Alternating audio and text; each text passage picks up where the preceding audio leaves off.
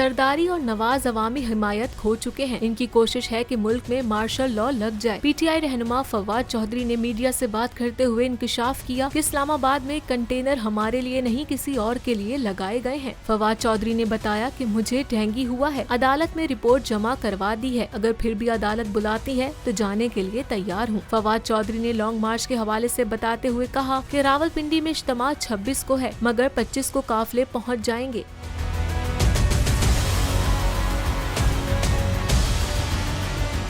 अल्लामा Iqbal park में खैमा बस्ती लगाई जाएगी। इनका मजीद कहना था कि शहबाज शरीफ को कोई बाहर से खड़ा होकर आवाज देता है तो दौरे पर चले जाते हैं। आर्मी चीफ की तैनाती के मामले को इन चोरों ने मुतनाज़ा बनाया। पाकिस्तान के मौशी हालात खराब हैं, मुल्क डिफॉल्ट होने के तरफ जा रहा है। ये तब्दीली का मामला जल्द से जल्द हल होना चाहिए।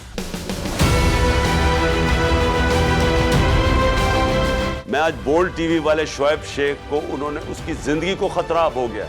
पहले उसको था अरशद शरीफ को, आज शोएब शेख का मुझे पैगाम आया है, उसको धमकियां दे रहे हैं कि उसको मारेंगे। इस सिर्फ के बोल्ड टीवी हमें उठाया। बोल्ड ने हमेशा हक और सदाकत का साथ दिया, सच के साथ खड़ा रहा।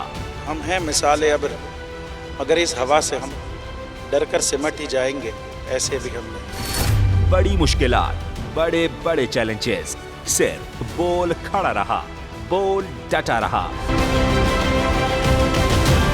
बोल को है जरूरत अवाम के दुआओं की।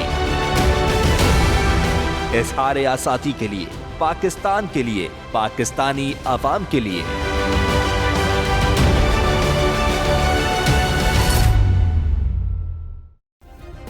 सब्सक्राइब करें और बेल दबाएं ताकि कोई खबर रह न जाए।